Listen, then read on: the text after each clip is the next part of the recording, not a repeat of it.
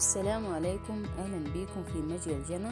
النهارده هنعمل مع بعض غطاء لدريكسيون السيارة او كفر بغرزة جديدة وجميلة، وهي غرزة الصدفة المغلقة. ان شاء الله تعجبكم. نبدأ بسم الله. اول حاجة في دريكسيون السيارة احنا بنقيس بالمزورة بتاعتنا او بالمتر بتاعنا، بنقيس المحيط بتاعه.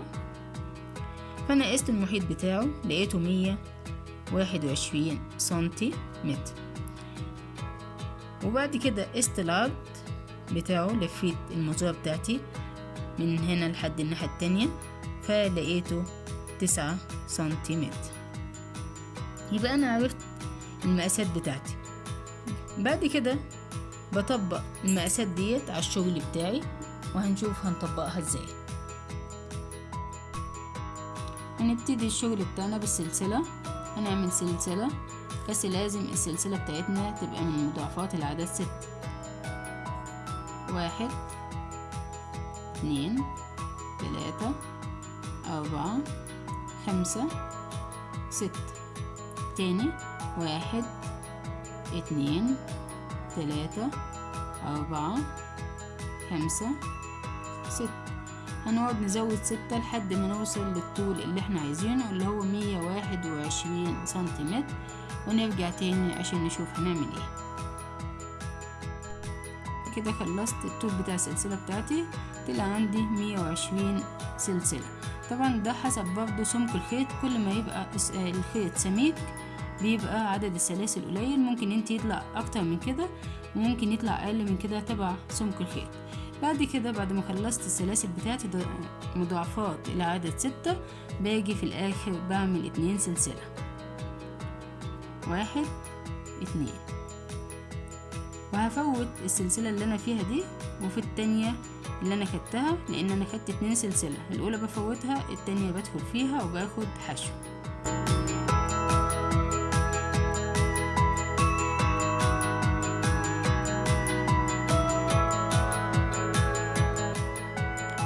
كده بفوت 2 سلسلة، 1 2، وفي التالتة باخد 5 عمود بلف.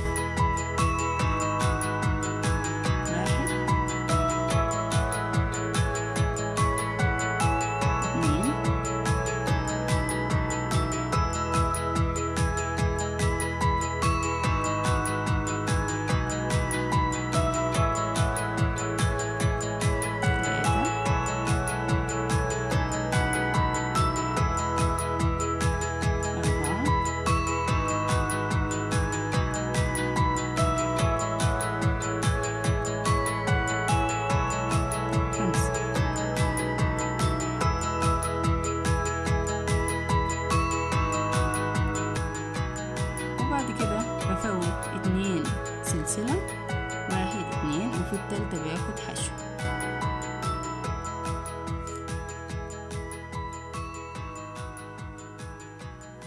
بقيت عندي كده، ودي أول صدفة. بعد كده بفوت 2 سلسلة وباخد 5 عمود بلف.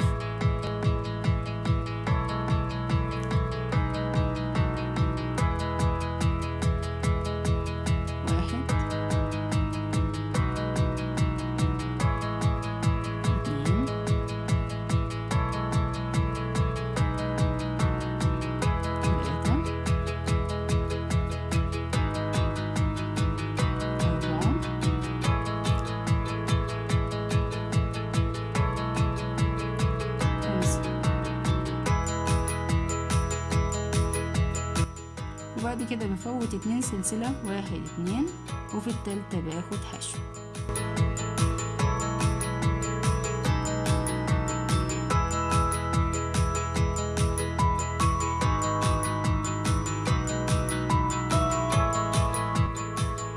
يبقى انا همشي بالنمط ده.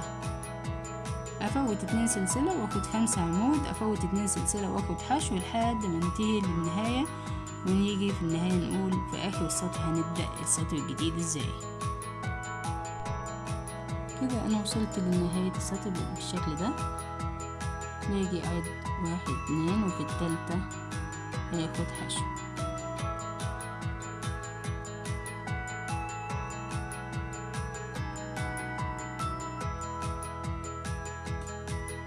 بعد كده بسحب الخيط التاني بالشكل ده عشان ادخله. طبعا انت زي ما تحبي، عايزة بلونين باكتر من لونين، بلون واحد زي ما تحبي. واخد 2 سلسلة واضيق الشغل، واخد بداية الخيط معايا عشان اثبته، وفي نفس الغرزة اللي ارتفعت منها اللي هي دي باخد 2 عمود.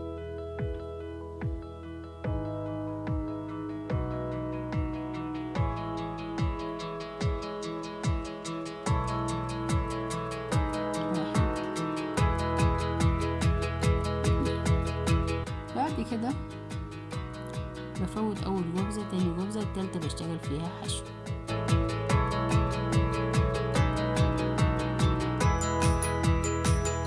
بعد كده بفوت 2 غرزة وبشتغل في التالتة 5 عمود بلف.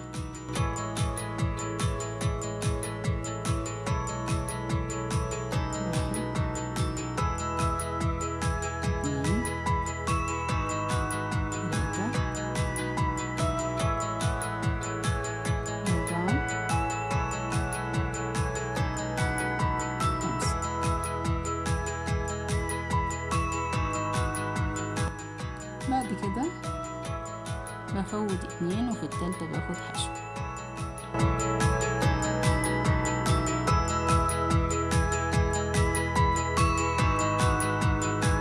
وبفوت 2 وبشتغل 5 عمود بلف. يبقى انا همشي بالنمط ده. في البداية بدأت ب2 عمود في نفس الغرزة اللي ارتفعت منها، وبعد كده فوتت 2 وخدت واحدة حشو، وبعدين فوتت 2 وخدت 5 عمود بلفة، وبعدين فوتت 2 وحشو و2 واخد 5 عمود بلفة لحد ما انتهي من السطر ده، وارجع لكم تاني عشان نشوف هنكمل ازاي. خلصت السطر ده او بالنهاية. بعد كده بعد 1 2 وفي التالتة باخد 3 عمود بلفة زي ما بدأنا السطر. 1 2 3. بعد كده برتفع سلسلة واحدة وبضيق الشغل، وفي أول غرزة عندي هنا في نفس غرزة الارتفاع باخد حشو. بعد كده بفوت 1 2 وفي التالتة باخد 5 عمود بلف. 1 2 3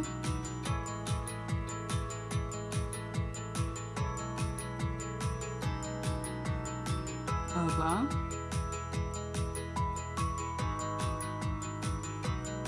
5. بعد كده بعد 1 2 وفي التالتة باخد حشو، وبمشي بنفس النمط ده.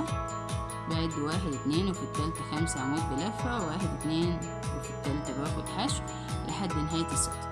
يبقى أنا عندي السطر الأولاني كنت بادئه بغرزة حشو، السطر التاني بدأته ب3 عمود، السطر التالت برجع تاني أبدأ بغرزة حشو، يبقى الرابع هبدأه ب3 عمود نفس السطر التاني. يبقى أنا اللون البرتقالي هعمله بدايته هتبقى 3 عمود بلفة. يبقى احنا هنمشي كده سطر بدايته غرزة حشو، سطر بدايته 3 عمود بلفة، سطر بدايته غرزة حشو، سطر بدايته 3 عمود بلفة لحد ما نخلص العرض بتاع الغطاء بتاع الدريكسيون، ونرجع عشان نشوف هنعمل ايه. انا كده خلصت الكفر بتاع دريكسيون السيارة. ده العرض المطلوب وده الطول المطلوب. هجيب اخر غرزة كده وهاخد سلسلة، وبعد كده هيجيب الطرف التاني بتاع الشغل بدايته احطه كده بحيث انهم يبقوا على بعض بالشكل ده عشان اكون الدايرة بتاعت الدريكسيون. بعد كده هقفل بالشكل ده، هوسع الغرزة بالشكل ده واروح الناحية التانية وادخل بالابرة واسحب كده. بعد كده هقفلها بمنزلق بحشو، غرزة حشو. هدخل هنا واطلع من الناحية التانية واخد حشو تاني، اطلع واخد حشو. يبقى كل عمود من العمدان ديت انا هاخد فيها 2 غرزة حشو.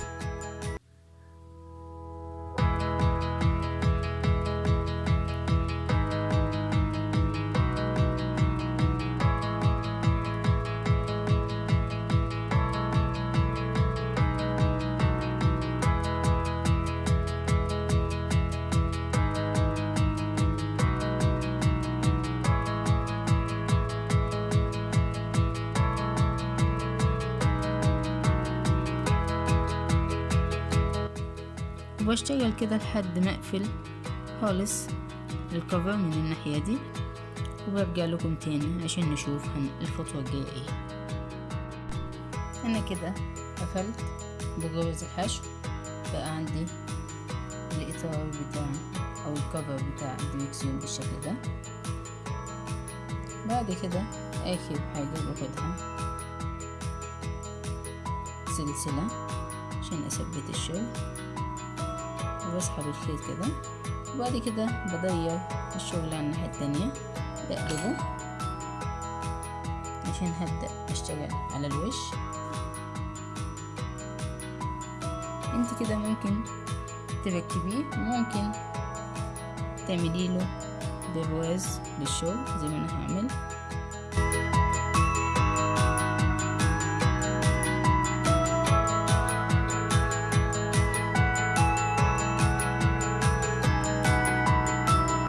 هاجي في كل غرزة من الغرز ديت اخد غرزة حشو.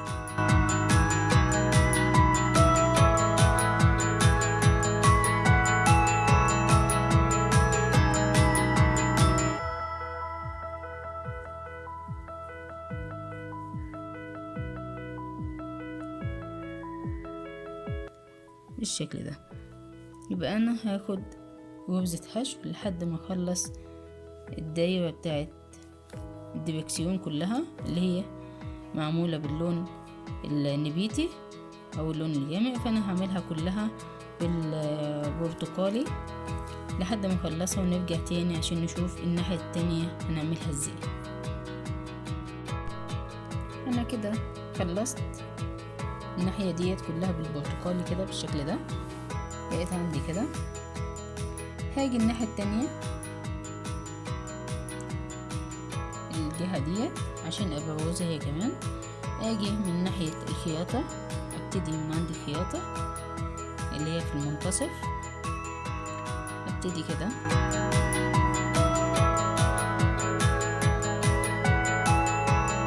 وادخل في الغرزة، بشد الخيط واخد منزلقة. وبعد كده في كل غرزة من الغرز ديت هاخد غرزة حشو.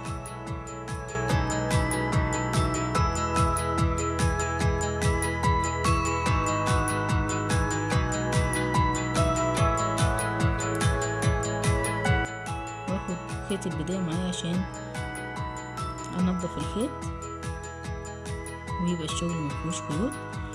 بعد كده في كل غرزة من الغرز دي باخد غرزة حشو.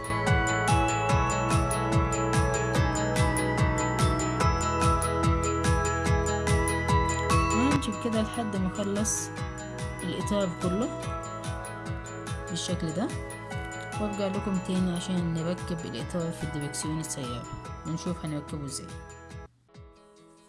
كده انا خلصت الكفر بتاع الدريكسيون. هبدأ هنا اثبته. لبسته للدريكسيون الاول، وبإبرة التنظيف او بإبرة عادية